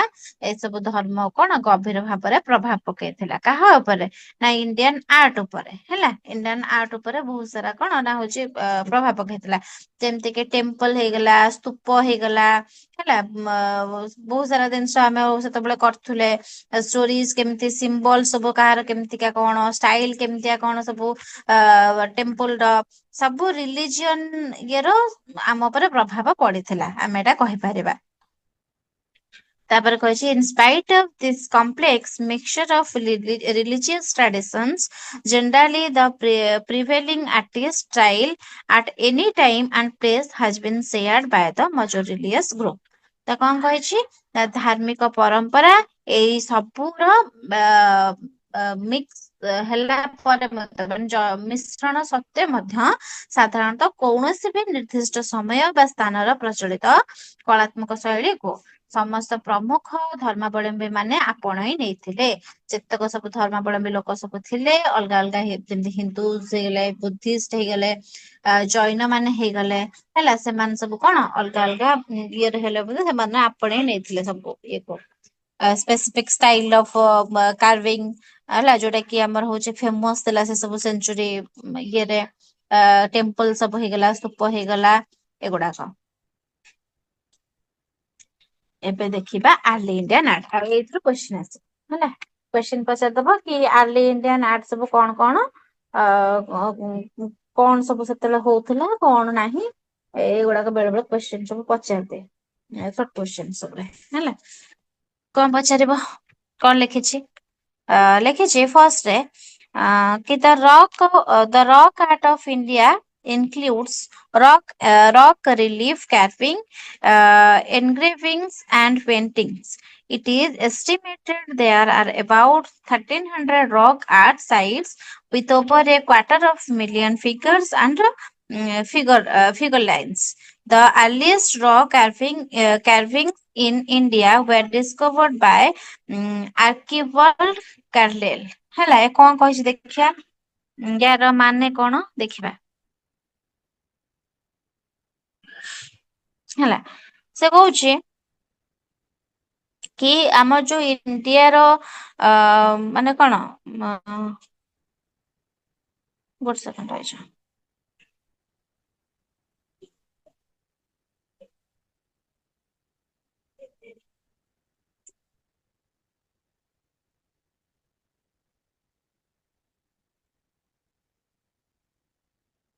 ହେଲା ତ ସେ କହିବା କଥା ହଉଛି କଣ ନା ହଉଛି ଆମ ଇଣ୍ଡିଆର ଯୋଉ ହଉଛି କଣ, ଯୋଉ ସବୁ କଳା ସବୁ ଥିଲା ହେଲା, ରକ୍ ଆର୍ଟ ସବୁ ଥିଲା, ଶୈଳ କଳା ବୋଲି ଆମେ ତାକୁ କହନ୍ତି। ପଥର ଉପରେ କେମିତି ଖୋଦେଇ କାମ ହଉଥିଲା, ପଥର ଉପରେ ଆମର ଆଗରୁ କଣ ହଉଥିଲା, ଯେତେବେଳେ ଚିତ୍ର ଲିପି ସବୁ ଥିଲା, ଚିତ୍ର ଲିପି ଭାବରେ ଯେତେବେଳେ ଆମେ କଣ କରୁଥିଲେ ନା କାଦୁଅରେ ଗୋଟେ ଆଣିକି କାଦୁଅରେ ପୁରା ହଉଛି କଣ କରୁଥିଲେ, ଗୋଟେ ପ୍ଲେଟ ଟାଇପ ର ତିଆରି କରୁଥିଲେ ସ୍କୋୟାର ସାଇଜ ର, ସେଠି ଆମେ କଣ କରୁଥିଲେ ନା ଲେଖୁଥିଲେ ହେଲା। ତ ଆଗରୁ ଯୋଉ ସବୁ ଲିପି ଥିଲା, ଯେମିତି ଚିତ୍ର ଲିପି ଥିଲା, ତାପରେ ଧୀରେ ଧୀରେ କଣ ହେଲା ନା ହଉଛି ଲିପିର ପରିବର୍ତ୍ତନ ଆସିଲା। ଧୀରେ ଧୀରେ ସେଟା ବିକାଶ ଲାଭ କଲା ହେଲା। ସେମିତି ସବୁ ଆମେ କଣ କରୁଥିଲେ, କାଦୁଅରେ ଲେଖୁଥିଲେ, ତାପରେ କଣ କରୁଥିଲେ ଖୋଦେଇ କାମ କଲେ, କୋଉଥିରେ ନା ହଉଛି ଆମର ପାହାଡରେ ଲେଖିଲେ, ତାପରେ ହଉଛି ସବୁ କଣ ଯେତେକ ରକ୍ ସବୁ ପଥର ଉପରେ ଆମେ ଖୋଦେଇ କାମ କଲେ, ରକ୍ ରିଲିଫ ବୋଲି ଯୋଉଟା କହୁଛନ୍ତି କଳାକୃତି ସବୁ କଲେ। ଆଉ ହଉଛି ଏନଗ୍ରେଭିଙ୍ଗସ ଯୋଉଟା କି ଗଭୀର ଖୋଦେଇ ଭାବରେ ଲେଖା ଲେଖି ସେଠି କି ଚିତ୍ର ବନାବନି କଲେ। ଆଉ ଚିତ୍ରକଳା ପେଣ୍ଟିଂ ମଧ୍ୟ କଲେ, ଯେମିତି ଦେଖିଥିବ କଣ ନା ଆମର ହଉଛି କୋଣାର୍କ ମନ୍ଦିର ହେଇଗଲା, ସେଠି କଣ ବହୁତ ସାରା ପଥରରେ ସବୁ କାମ ହେଇଛି, ଖୋଦେଇ କାମ ହେଇକି ସେଠି ସବୁ ବଢିଆ ସେ ଚିତ୍ର ସବୁ ଆଙ୍କିଛନ୍ତି ହେଲା। ଏସବୁ କଣ ନା ଆଗରୁ ସବୁ ହଉଥିଲା।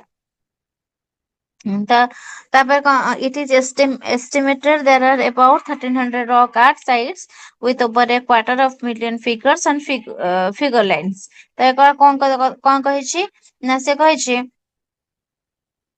ନା ସେ କହିଛି କି ଆମର ଅନୁମାନ କରାଯାଏ କି ଭାରତରେ ପୁରା କେତେ ନା 1300ଟି ରକ୍ ଆର୍ଟ ଆମର ସ୍ଥଳ ଅଛି ହେଲା, ରକ୍ ଆର୍ଟ ର ସ୍ଥଳୀ ଆମର ଅଛି, ଯେଉଁଠାରେ କି ପ୍ରାୟ କଣ 2.5 ଲକ୍ଷରୁ ଅଧିକ ଚିତ୍ର ଆଉ ମୂର୍ତ୍ତି ମଧ୍ୟ ରହିଛି। ଆମର ଦେଖାଯାଏ, ଅନୁମାନ କରାଯାଏ ଅଛି ବୋଲି।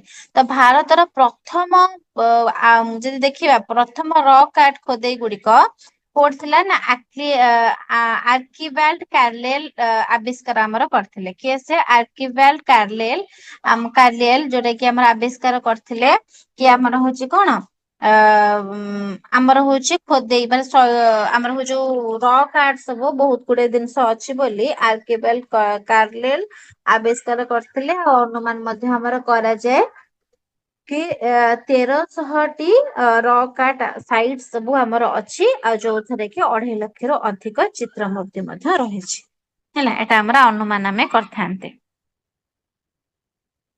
ତାପରେ କହିଛି ଡକ୍ଟର ୱାକଙ୍କର ହେଲା, VS ୱାକନକର discovered several painted rock shelters, central India, situated around the Vindhya mountain range. Of these, the Bhimbetak rock shelters have been deemed a UNESCO World Heritage Site. ତ ସେ କଣ କହୁଛି? ସେ କହୁଛି କି ଡକ୍ଟର VS ୱାକନକର ଯିଏ ଥିଲେ ମଧ୍ୟ ଆମର କଣ ନା ଭାରତରେ କୋଉଟା ନା ବିନ୍ଧ୍ୟା ପର୍ବତମାଳା ଯୋଉଟା ଆମର ଥିଲା ହେଲା, ବିନ୍ଧ୍ୟା ପର୍ବତ ମାଉଣ୍ଟେନ ରେଞ୍ଜ ଯୋଉ ଥିଲା ତାର ପାଖରେ ବହୁତ ସାରା ମାନେ କଣ ଚିତ୍ରିତ ଏଇ ରକ୍ ଆର୍ଟ ସବୁ ଆବିଷ୍କାର କରିଥିଲେ ହେଲା। ସେଗୁଡିକ ମଧ୍ୟରୁ ଆମର କଣ ନା ଭୀମ ବେଟକା ଗୋଟେ ଥିଲା, ଯୋଉଟା କି ସେ ରକ୍ ଆର୍ଟ ଆମର କଣ ନା ୟୁନେସ୍କୋ ଦ୍ଵାରା କଣ ନା ହଉଛି ୟୁନେସ୍କୋ ଦ୍ଵାରା ଗୋଟେ ୱାର୍ଲଡ ହେରିଟେଜ ସାଇଟ ରୂପରେ ମାନ୍ୟତା ମଧ୍ୟ ପାଇଛି ହେଲା। ତ କଣ ଏଠି କହିଛି ନା DVS ୱାକନକର ଡିସ୍କଭର କରିଥିଲେ ଆମର ବହୁତ ସାରା ରକ୍ ସେଲ୍ଟର ସବୁ ଆବିଷ୍କାର କରିଥିଲେ।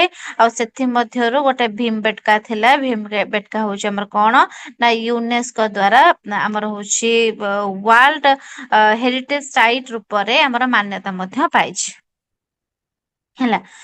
ବହୁତ ସାରା ଟେରାକୋଟା ଆମର ସେଠି ଥିଲା ହେଲା। ଟେରାକୋଟା ଆମର ସବୁ ଥିଲା, ଯୋଉଟା କି ପୋଡା ମାଟିରେ ତିଆରି ଇଏ ସବୁ ଥିଲା ହେଲା। ସିନ୍ଧୁ ସଭ୍ୟତାରୁ ହିଁ ଏ ସବୁଗୁଡା ମିଳିଥାଏ। ଦେଇଛି ତଳେ ଦେଇଛି ଦେଖିବା Indus valley civilization. Indus valley civilization ଟା ଆମର କଣ ସବୁ ଥିଲା ଲେଖିଛି, a number of gold terracotta and stone figures of girls in dancing poses reveal the presence of the some form of dance. Additionally, the terracotta figures is included cows, bears, monkeys and dogs। ହେଲା ସେ କଣ କହିଛି ନା ହଉଛି ଆମର ଯୋଉ ସିନ୍ଧୁ ସଭ୍ୟତାରେ ଆମକୁ କଣ ମିଳିଥାଏ ନା ସିନ୍ଧୁ ସଭ୍ୟତା ଯୋଉ ମିଳିଥିବା ସୁନା ଟେରାକୋଟା, ଟେରାକୋଟା କହିଲା ମାନେ ଯୋଉ ପୋଡା ମାଟି ପଥରରେ ସବୁ କଣ ହେଇଥାଏ ନା ନିର୍ମାଣ କରାଯାଇଥାଏ କି ଗୋଟେ ଯେମିତି ଗୋଟେ ଝିଅଟେ ନାଚୁଥିବାର ମୂର୍ତ୍ତି ହେଲା। ସେଇ ସମୟରେ କଣ ନୃତ୍ୟର ପ୍ରଚଳନ ଥିଲା। ଯେହେତୁ ନୃତ୍ୟର ପ୍ରଚଳନ ଥିଲା ଆ କେମିତି ଆମେ ଜାଣିଲେ, କାହିଁକି ନା ସେଇ ସଭ୍ୟତାରୁ ହିଁ ଆମକୁ ମିଳିଥିଲା କି ହଉଛି ଯେମିତି କି ଗୋଟେ ମାଟିରେ ତିଆରି ହେଇଥିବ ଗୋଟେ ଝିଅଟେ ନାଚୁଥିବ, ଆଉ ଏସବୁ ସୁନାରେ ତିଆରି ହେଇଥିବ ସେଇଭଳିଆ ଟାଇପ ର ଗୋଟେ ମୂର୍ତ୍ତିଟେ ମାନେ ନାଚୁଥିବ ଡାନ୍ସିଂ ଗାର୍ଲ ର ମୂର୍ତ୍ତି ଏସବୁ ଦେଖିବାକୁ ମିଳିଥାଏ। ତ ସେଥିପାଇଁ ଆମେ ସୂଚନା ପାଉଛେ ସେଇ ସଭ୍ୟତାରେ ବା ହଉଛି ଇଣ୍ଡସ୍ ଭ୍ୟାଲି ସିଭିଲାଇଜେସନ ଟାଇମ ରେ ଆମର କଣ ହେଇଥାଏ ନା ହଉଛି ଏମିତି ଡାନ୍ସିଂ ଗାର୍ଲ ମିଳିଥିଲା। ଏହା ବ୍ୟତୀତ ଆଉ କଣ ପୋଡା ମାଟିରେ ଆମର ଗାଈ, ଭାଲୁ, ମାଙ୍କଡ, କୁକୁର ପଶୁ ମାନେ ପକ୍ଷୀ ଏମାନଙ୍କର ସବୁ ମୂର୍ତ୍ତି ମଧ୍ୟ ଆମକୁ ମିଳିଥାଏ। କେତେବେଳେ ନା ଇଣ୍ଡସ୍ ଭ୍ୟାଲି ସିଭିଲାଇଜେସନ ଟାଇମ ରେ ହେଲା। ଆଗରୁ କଣ ହଉଥିଲା ହେଲା, ଯେତେବେଳେ ଆମର ଚିତ୍ରଲିପି ଥିଲା ଚିତ୍ରଲିପିରେ କଣ ହଉଥିଲା ନା ଆମର ଗୋଟେ ଗଛରୁ ଗୋଟେ ବକଳ ତିଆରି ହୁଏ। ସେଇ ବକଳରେ ଆମର କଣ ହୁଏ ନା ହଉଛି ସେଇ ଗଛର ଇଏରେ ଗୋଟେ ମୁନିଆ ଟାଇପ ର ଗୋଟେ ତିଆରି ହୁଏ କଣ ମାନେ ଯୋଉ ପେନ୍ ଟାଇପ ର ତିଆରି ହୁଏ। ସେଥିରୁ କଣ କରାଯାଏ ନା ହଉଛି ଚିତ୍ର ଭଳିଆ ଅଙ୍କା ଯାଏ। ଧର ଲେଖା ମୁଁ କହିବି କି ଶିକ୍ଷକ ପାଠ ପଢାଉଛନ୍ତି, ସେଠି ଶିକ୍ଷକ ପାଠ ପଢାଉଛନ୍ତି ଲେଖା ସେମିତି ହବନି, କାହିଁକି ସେତେବେଳେ ଲିପିର ଉଦ୍ଭାବନ ହେଇନଥିଲା ଯେହେତୁ ଏବେ ଚିତ୍ର ମାଧ୍ୟମରେ କରିକି ଦେଖେଇଉଥିଲେ। ଗୋଟେ ଥିବ କିଏ ସେ ନା ଗୋଟେ ଶିକ୍ଷକ ଥିବ, ଶିକ୍ଷକ ପରେ ପିଲାମାନେ ପାଠ ପଢୁଥିବେ ଏମିତି ଟାଇପ ର ଥିବ ହେଲା। ତ ହଉଛି ସେମାନେ କଣ କରୁଥିଲେ ନା ତାଙ୍କର ମୁଣ୍ଡ ଯୋଉ ଦିଗକୁ ଅଛି ସେଇ ମୁଣ୍ଡର ଦିଗକୁ ଦେଖିକି ମାନେ ନିର୍ଦ୍ଧାରଣ କରୁଥିଲେ କି ଅକ୍ଷର ଟା ଏଉଠାରୁ ଷ୍ଟାର୍ଟ ହେଇଛି ବୋଲି। ସେତେବେଳେ ଚିତ୍ରଲିପି ଯୋଉ ଟାଇମ ରେ ଥିଲା, ତାପରେ ସେଟା ଗଲା। ତାପରେ ଆମର ଆସିଲା କଣ ୟୁନିଫର୍ମ ଲିପି ଆସିଲା। ତ ୟୁନିଫର୍ମ ଯେତେବେଳେ ଲିପି ଆସିଲା ସେତେବେଳେ ସେମାନେ କଣ କଲେ ନା ହଉଛି ଗୋଟେ ମାଟିରେ ପ୍ରସ୍ତୁତ କଲେ କଣ ନା ହଉଛି ଗୋଟେ ସ୍କ୍ୱୟାର ସାଇଜ ର କି ହଉଛି ଆମର ରେକ୍ଟାଙ୍ଗଲ ସାଇଜ ର ଗୋଟେ ହଉଛି କଣ କଲେ ନା ହଉଛି ଗୋଟେ ମୋଟା କରିକି ଗୋଟେ ତିଆରି କରିବେ। ଶିଳ ଯେମିତି ଦେଖିଥିବ ଶିଳ ଟାଇପ ର ହେଲା, ସ୍କ୍ୱାର ସାଇଜ ନହେଲେ ରେକ୍ଟାଙ୍ଗଲ ସାଇଜ ର କରିବେ। କଲା ପରେ ସେଟା କଣ କରିବେ ନା ରଖିବେ ତା ଉପରେ ଗୋଟେ କିଛି ଗୋଟେ କଲମ ଟାଇପ ର ଆଣିକି ତା ଉପରେ ଲେଖିବେ। ତାଙ୍କର ଯୋଉ ଲେଖାର ସଂକେତ ଥିଲା ସବୁ ସେଇ ଟାଇପ ରେ ଲେଖିବେ। ଲେଖି ସାରିଲା ପରେ କଣ କରିବେ ତାକୁ ନେଇକି ନିଆଁରେ ପୋଡିବେ ହେଲା ନିଆଁର ଧାସ ଦେଇକି ତାକୁ କଣ କରିବେ ନା ପୋଡିବେ। ପୋଡି ସାରିଲା ପରେ ସେ ଲେଖାଟା ପୁରା ସେମିତି ହେଇକି ରହିଯିବ, ନହେଲେ ଖରାର ମାନେ ଧାପ ଦେବେ। ଏମିତି କରିକି ରଖୁଥିଲେ। ତାପରେ ଆସ୍ତେ ଆସ୍ତେ ଆମର ଆସିଲା ସବୁ ଅଲଗା ଲିପି, ଖରସ୍ତ ଲିପି ଆସିଲା, ଖରସ୍ତରୁ ବ୍ରାହ୍ମୀ ହେଲା, ବ୍ରାହ୍ମୀରୁ ପୁଣି ଆମର ଓଡିଆ ଆସିଲା, ପ୍ରାଚୀନ ଓଡିଆ ଲିପି ଆସିଲା, ତାପରେ ହଉଛି ଆମର ବହୁତ ସାରା ଜିନିଷ ଅଛି ସେଥିରେ। ତ ସେଇ ଇଣ୍ଡସ୍ ଭ୍ୟାଲି ସିଭିଲାଇଜେସନ ସେମିତି ପୋଡା ମାଟିରେ ଆମର ବହୁତ ସାରା ଜିନିଷ ମିଳିଥିଲା, ଯୋଉଥିରେ କି ଆମର ଡ୍ୟାନ୍ସିଂ ଗାର୍ଲ ମିଳିଥିଲା। ତା ଦେହରେ ହଉଛି ଆମର କଣ କେମିତି କାଓଜ, ବିୟର, ମଙ୍କି, ଡଗ୍ ଏମାନଙ୍କର ସବୁ ମଧ୍ୟ ମୂର୍ତ୍ତି ମିଳିଥିଲା ହେଲା।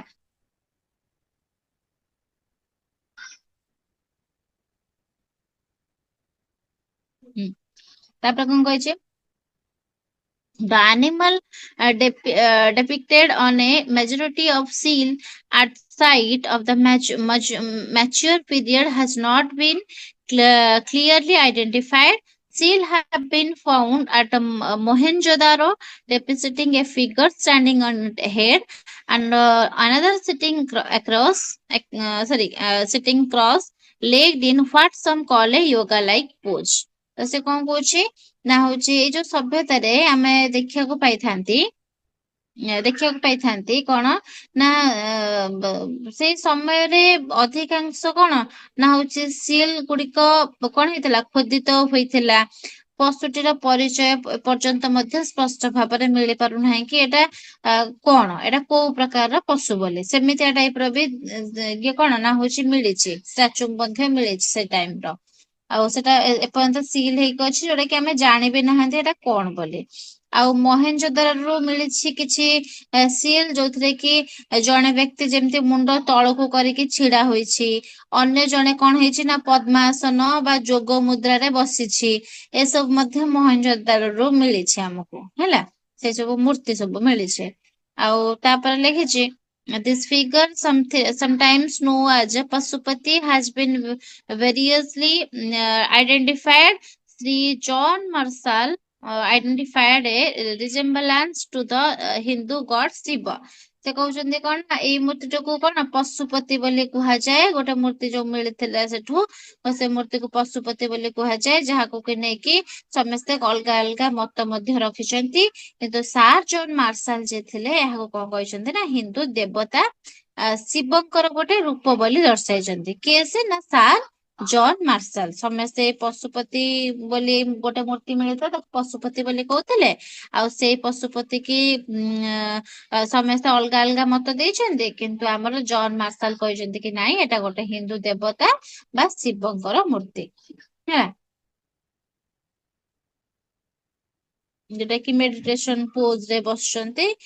କୋଉଠି ନା ଏଇଠି ଲେଖା ହେଇଛି, Mohenjo-daro depicted a figure standing on a head and another sitting legged in what some call a yoga-like pose. yoga type ର pose କରିକି ବସିଛନ୍ତି, ଯାହାକୁ କି ମାନେ କିଏ କହିଲେ ନା ଆମର ମାର୍ଶାଲ କହିଲେ, ଜନ୍ ମାର୍ଶାଲ କହିଲେ କି ଇଏ ହଉଛନ୍ତି ହିନ୍ଦୁଙ୍କର ଗଡ ଶିବ।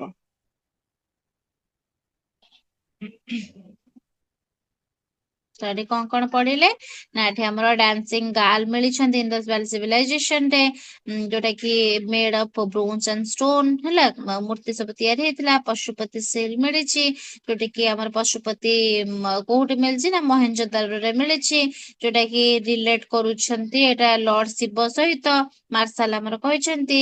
ଆଉ ବହୁତ ସାରା ଆନିମଲ୍ସ ମଧ୍ୟ ମିଳିଛନ୍ତି, କାଓ, ମଙ୍କିଜ, ମିଷ୍ଟେରିୟସ୍ ୱାନ୍ ହର୍ନ ଆନିମଲ। ଏଟା ବି କ୍ୱେଶ୍ଚିନ୍ ପଚାରେ, ୱାନ୍ ହର୍ନ ଆନିମଲ ଏଟା ବି ମିଳିଥିଲା ଆମର କୋଉଠି, ସେ ଇଣ୍ଡସ୍ ଭ୍ୟାଲି ସିଭିଲାଇଜେସନ ରୁ ହେଲା। ବହୁତ ସାରା ଜିନିଷଟେ ମିଳିଛି, କିନ୍ତୁ ଆମେ ଏପର୍ଯ୍ୟନ୍ତ ମଧ୍ୟ ଜାଣି ପାରୁନାହାନ୍ତି ଏଟା କୋଉ କୋଉ ଆନିମଲ ଏଟା ଯାଉଛି ବୋଲି। ତାପରେ ଆସିଲା ଆମର ମୌର୍ୟନ୍ ଆର୍ଟ। ମୌର୍ୟନ୍ ଆର୍ଟ କଣ କହୁଛି ନା ମୌର୍ୟନ୍ ଆର୍ଟ କହିଛି କି the North Indian Maurya Empire flourished from 322 BC to 185 BC। ତ କଣ କହିଲେ ନା ଆମର ନର୍ଥ ଇଣ୍ଡିଆନ ମୌର୍ୟ ସାମ୍ରାଜ୍ୟ ଖ୍ରୀଷ୍ଟପୂର୍ବ ଆମର କେତେ 322 ରୁ ଖ୍ରୀଷ୍ଟପୂର୍ବ 885 ପର୍ଯ୍ୟନ୍ତ ଶାସନ କରୁଥିଲେ। ଆଉ ଏଇ ସମୟରେ ହିଁ ଏହା କଣ ଏହାର ଆର୍ଟ ଆଉ ଏହାର କଲଚର ବହୁତ ଭାବରେ କଣ ହେଇଥିଲା ନା ଡେଭଲପମେଣ୍ଟ କରିଥିଲା, ହେଇଥିଲା। ତାପରେ କହିଛି, there are more from various sites of Indian rock cut architecture The most famous survival are the large animals surmounting several of the pillars of Ashoka, which shows a confident and boldly mature style. Though we have very few remains showing its development.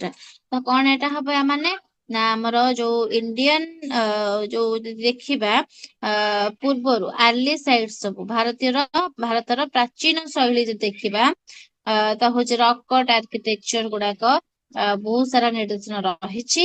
ଆଉ ଏଥି ମଧ୍ୟରୁ ସମ୍ରାଟ ଅଶୋକଙ୍କର ସ୍ତମ୍ଭ ଗୁଡିକ ଶୀର୍ଷରେ ଥିବା ବିଶାଳ ପଶୁ ମାନଙ୍କର ମୂର୍ତ୍ତି ସବୁଠାରୁ ପ୍ରସିଦ୍ଧ ବୋଲି ଜଣା ପଡୁଛି। ଯାହା କଣ ନା ସେଇ ଯୋଉ ସମୟରେ ଏକ ପରିପକ୍ୱ ବା ଦୃଢ କଳା ଶୈଳୀକୁ ଦର୍ଶାଇଥାଏ। ବହୁତ ପୁରା କନଫିଡେଣ୍ଟ ଆଉ ବୋଲ୍ଡ ମ୍ୟାଚର ଷ୍ଟାଇଲରେ ଏ ସବୁ ତିଆରି ହେଇଥିବାର ଦେଖା ଦେଇଥାଏ ହେଲା। ତାପରେ କଣ କହିଛି ନା the famous Daz lion capital of Ashoka with four animals was adopted as the official emblem of India after Indian independence।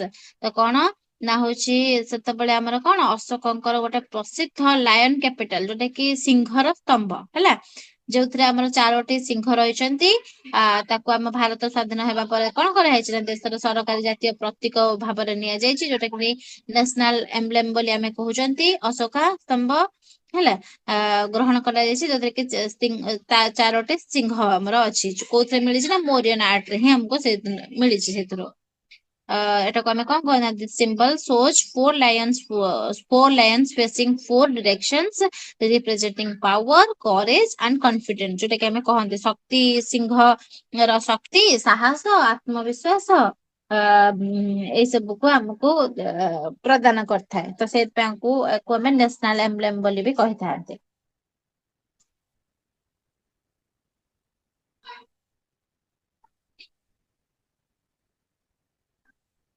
ହୁଁ। ଆଉ ହଉଛି କଣ କହିଛି ନା many small popular terracotta figure lines are discovered in archaeology in a range of often various if somewhat crude styles। ତ କଣ କହିଛି ଏଟା ନା ହଉଛି ପ୍ରତ୍ନତାତ୍ତ୍ୱିକ ହିସାବରେ ଯଦି ଆମେ ଦେଖିବା ମୌର୍ଯ୍ୟ ଯୁଗରେ ବହୁତ ସାରା ଛୋଟ ଛୋଟ ପୋଡା ମାଟିର ମୂର୍ତ୍ତି ଆମକୁ ଦେଖିବାକୁ ମିଳିଥିଲା, ଟେରାକୋଟା ଦେଖିବାକୁ ମିଳିଥିଲା, ଯାହାକି ସେତେବେଳେ ଆମର କଣ ସାଧାରଣ ଲୋକଙ୍କର ଗୋଟେ କଳା ଶୈଳୀକୁ ଦର୍ଶାଇଥାଏ। ଏଇଟା କଣ କହିଲ ଏ ଆର୍ଟ ଏଜୁକେସନ ଗୋଟେ ଏମିତିକା ଜିନିଷଟେ ତମକୁ ଯେତେ ପିକ୍ଚର କରିକି ଦେଖେଇ ହବ ସେତେ ତମକୁ ମନେ ରହିବ। ଏଗୁଡାକ ଏମିତି ଜିନିଷ କଣ କହିଲ ତମ ମାନେ ମନେ ରଖିବା ପାଇଁ ଟିକେ ଅସୁବିଧା ହବ କି କୋଉ ସବୁ ଜିନିଷ ମିଶିଯିବ, ତମକୁ ଲାଗିବ କି ହେଇ ଏଥିରେ ତ ଯାହା ପଢା ହେଲା ସେଥିରେ ବି ଯାହା ହେଲା, କୋଉଟା କୋଉଠି ଆମେ ଲେଖିବୁ ପୁରା ଇଏ ଲାଗିବ। କିନ୍ତୁ ଏଟା ଯଦି ଟିକେ ପିକ୍ଚର ୱାଇଜ କରିକି ପଢା ହବ ତମକୁ ମାନେ ଇଣ୍ଟରେଷ୍ଟିଂ ଲାଗିବ। ମୁଁ ଟ୍ରାଏ କରିବି ନେକ୍ସଟ କ୍ଲାସ ବେଳକୁ ହେଲା, ଏଇ ଯୋଉ ପିଡିଏଫ ଟା ଦିଆ ହେଇଛି ଏ ପିଡିଏଫ ଟାକୁ ମୁଁ କଣ କରିବି ଗୋଟେ ପିକ୍ଚର କରିକି ତମକୁ ପଢେଇବାକୁ ଟ୍ରାଏ କରିବି ହେଲା। ସେମିତି ପଢେଇଲେ ହିଁ ଅଧିକ ମନ ରହିବ, ନହେଲେ ଏମିତି କଣ କହିଲ ମାନେ ତମେ ପଢିବ ସତ କିନ୍ତୁ ବହୁତ ଜିନିଷ ଜାଣିପାରିବନି, କଣ କେମିତି ଦେଖାଯାଏ, ସେଗୁଡା କେମିତି କଣ ସେଟା ଥାଏ କଣ ନାହିଁ ଏଗୁଡାକ ଜାଣିପାରିବନି। ହଁ ନା ନାଇଁ ସତରେ ଟି? ଆଜ୍ଞା ମ୍ୟାମ୍। ଆଜ୍ଞା ମ୍ୟାମ୍। ଆଜ୍ଞା ମ୍ୟାମ୍।